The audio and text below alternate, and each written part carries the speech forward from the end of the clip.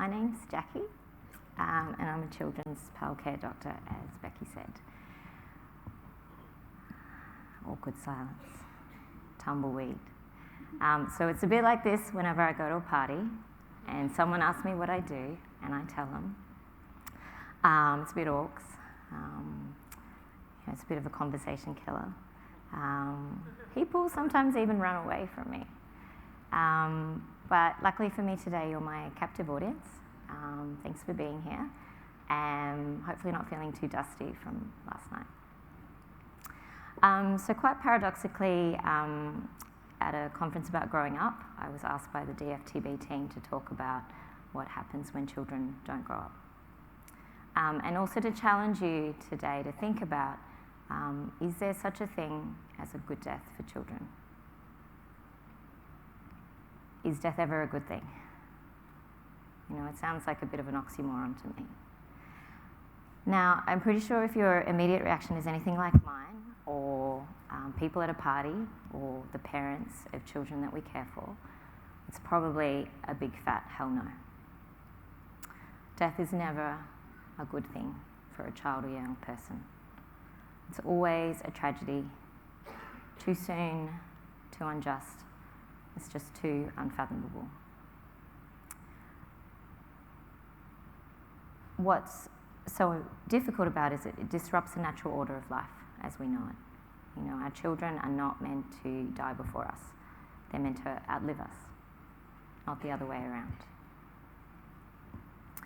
I was chatting to Kirsten the other day, who's the mother of Annabeth here, and she said to me, Jacqui, there's no way to make a death good for a child, especially when it's your child that you're talking about. But maybe the one thing that we can do is to not make things worse. So by our presence, our words and our actions, what can we do to not make the experience of losing a child any worse than it has to be? Now I'd like to invite you to think about your own experiences for a moment. Maybe you've cared for a child or young person who has died. I want you to think about whether you think that death was a good death. Maybe you've seen it. Maybe you've seen the opposite. And I want you to think about it from two perspectives. So one from the perspective of the family and one from the perspective of the healthcare team, and whether those two things are aligned or if they're different. I also want you to think about how we as healthcare professionals sometimes thwart a good death, even with the best of intentions. Many of you will know this painting. It's The Doctor by Luke Fields. Two things about this painting. So one, the artist himself, Luke, lost a child at the age of 1 to typhoid fever.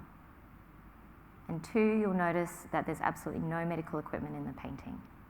So even though that would have been standard for this time and era, you can't see, there's no stethoscope, there's no thermometer, there's nothing.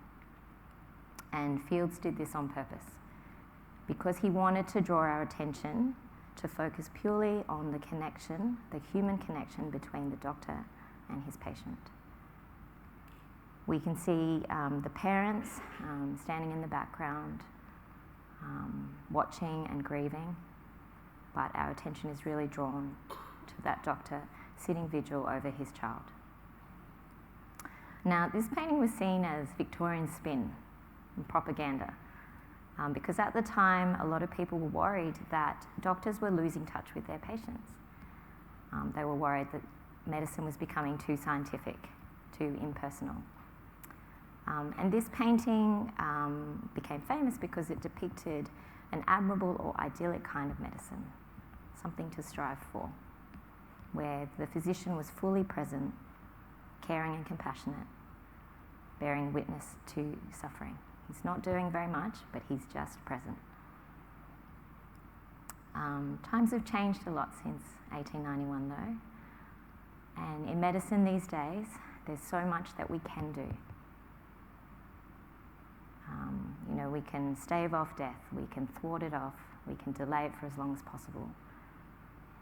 But I want to ask you, is this always the right thing to do? And when death is inevitable, when is the right time to die?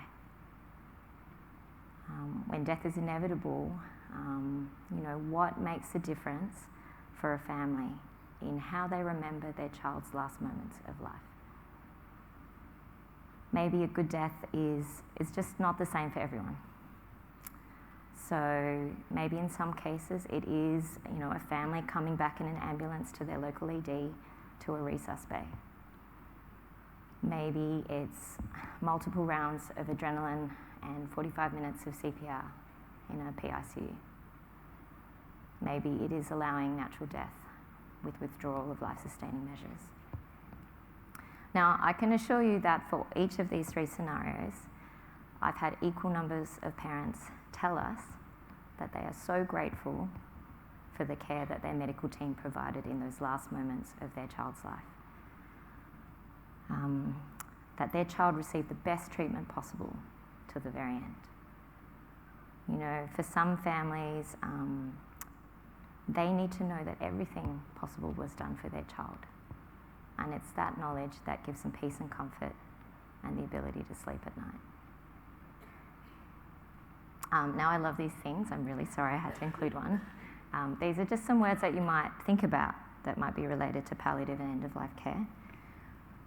Now, pal care people are pretty friendly people, I hope, but we're pretty nice, but there are some words and phrases that we absolutely hate. One of them is withdrawal of care. Now, I don't know about you guys, but I've actually had to go and support families who've been told, we're going to withdraw care on your child, and they just think they're getting turfed out to the street. What does that even mean? I hope we never stop caring. Things like full palliation or active palliation.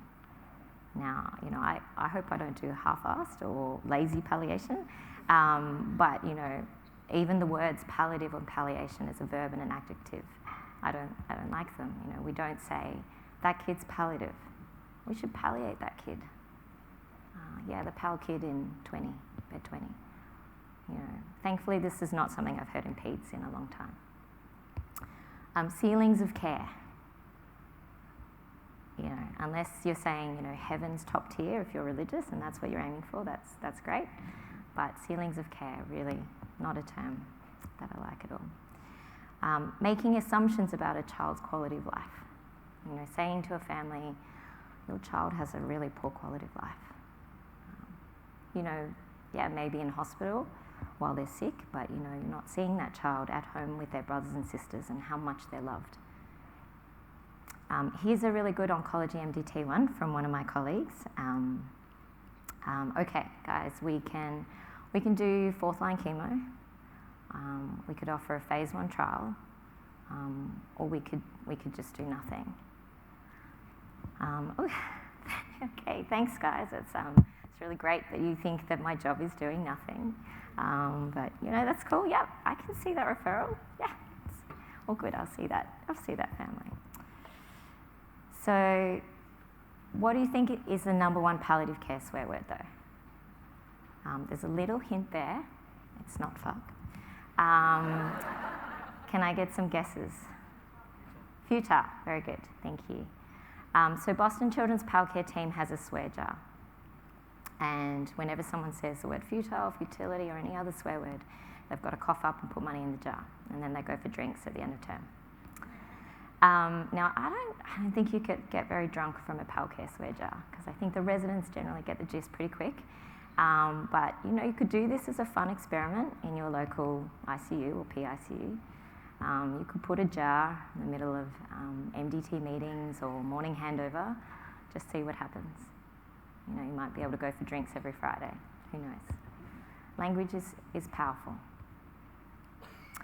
But enough jokes. I want to talk about suffering now.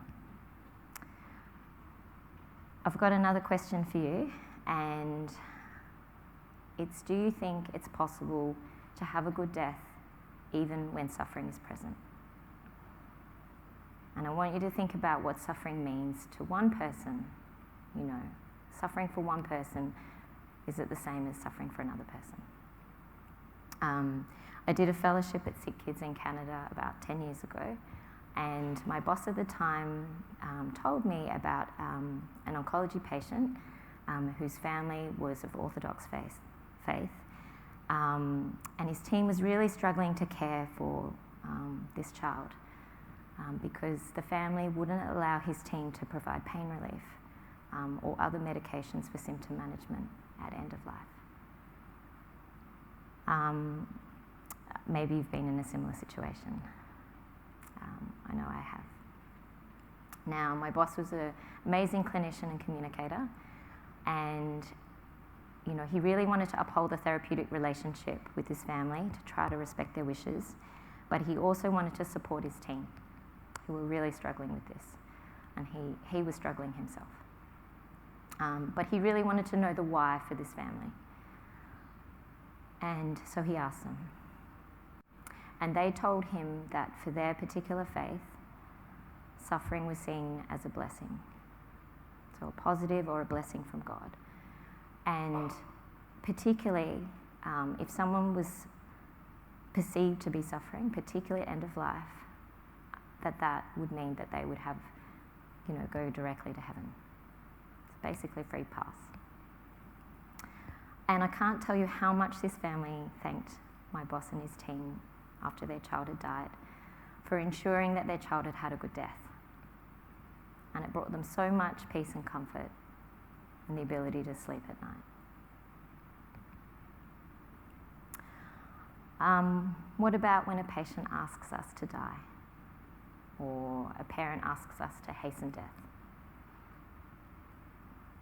Now, voluntary assisted dying is now pretty universal in most states of Australia and New Zealand and other international countries, a number of countries. But I just want to stress that this is obviously not applicable to children and young adults under the age of 18. That said, a lot of us will have looked after young adults 18 years of older in paediatrics, particularly in the oncology space, where a young person may not have been fully transitioned to adult care just yet. This is Jimmy. His name was actually Jimmy James Madrid. What a rock star name, hey? He was a bit of a rock star. Now, Jimmy was diagnosed with a horrible rectal rhabdomyosarcoma when he was 15. And Jimmy lived in regional Queensland, and he'd had a significant past history of trauma as a child. And he'd been under a long-term guardianship order with child safety for many years. Despite his pretty rough start to life, though, he was an extraordinary young man. He had a loving, long-term foster family who had 5 other kids, including him. He was a really good student at school. He had lots of mates. He had quite a lot of girlfriends. Sometimes he had 2 or 3 at the same time. And he had a way of charming anyone that he met. Doctors, nurses, his grumpy old oncologist. We used to joke that he would make a great politician someday because he could sell anything to you. So since he'd been diagnosed, Jimmy had had a rough couple of years with chemo, radiation, immunotherapy when he relapsed. When I met him, though, he was in his final year of school, in year 12. He'd just enrolled in a JCU psychology course. He was working part-time. He'd just bought himself a second-hand car, and he'd moved into some share accommodation with flatmates. It was at this time, though, that scans showed that he had multiple brain and spinal metastases from his primary tumour. And unfortunately, he became really quite unwell with pain, nausea, constipation, fatigue, anorexia, a whole host of really quite difficult to control symptoms. And he was admitted to the Children's Hospital for symptom management and radiation treatment at this time. Mind you, one thing that was working just fine was, his sex life was okay. And he made sure the oncology residents, he kept them busy scripting his Viagra every time he went on gate pass from the peds ward at night, which was not infrequent at times. Jimmy did get back home, and things were okay for a little while, but things got tougher. over the next few months, he became really unwell. He had really difficult to control pain. He had lots of falls. He became really cachectic. He was getting pressure areas, and he couldn't be cared for at home. He got admitted to the peds ward of his local hospital. It was a difficult few months, and in December 2021, Jimmy asked us for voluntary assisted dying. Now, VAD wasn't legal in Queensland at the time, thank God. His oncologist and I were slightly relieved. If it had been legal, we would have referred him, as is the standard process. But I really, I struggled quite a bit at the time thinking about this, because if it had been legal and he had asked me to be his physician during this process, I'm not sure what I would have done.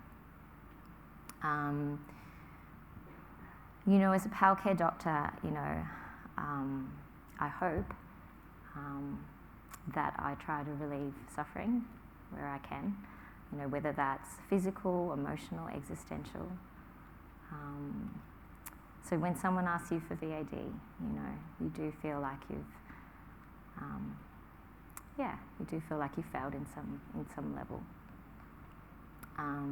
My own mum, when she was dying a few years ago, asked for VAD, and that was really hard on both a personal and a professional level. But what I realised about all of this, what helped, was that I realised that it just was not about me. It was certainly about suffering and how we respond to suffering, but it really made me think about, what is most important for someone at end of life? What constitutes a good death for one individual versus another? And also, what are the fears and worries of someone as they are dying? Jimmy did die about 2 months later.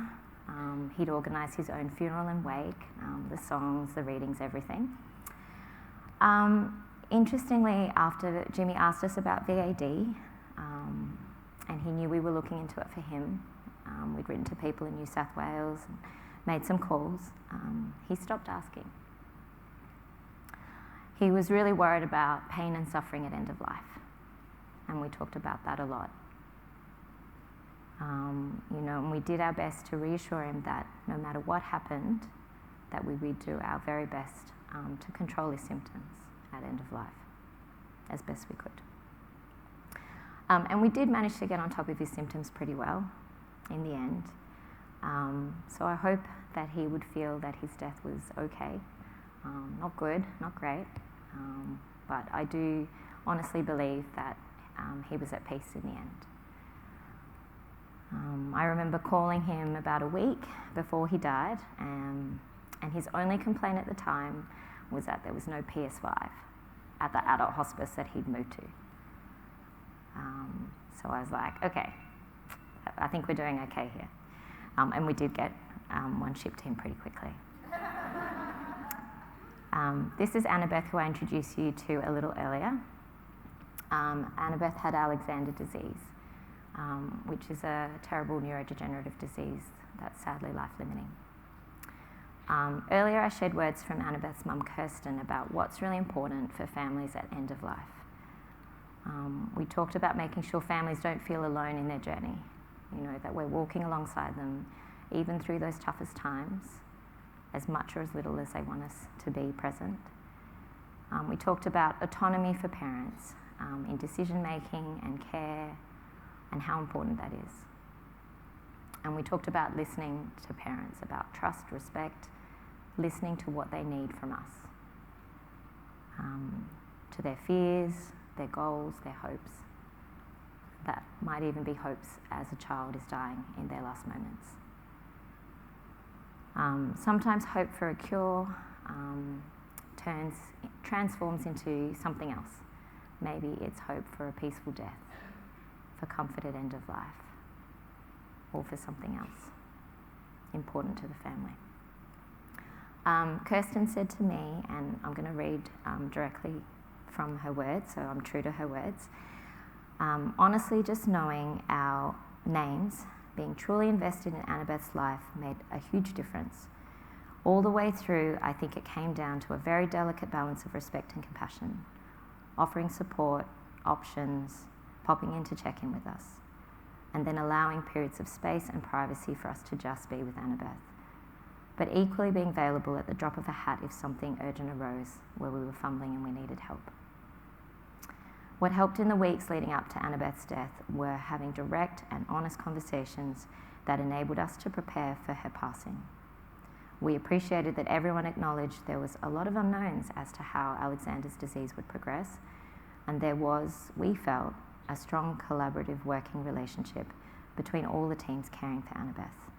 No turf wars or contradictory advice. Annabeth died at just 6 months of age.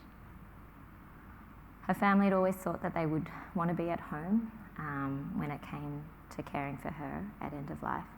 But when it came to the time, they realised the right place for them was actually on the peds ward at their local hospital, where the staff knew Annabeth and their family so well.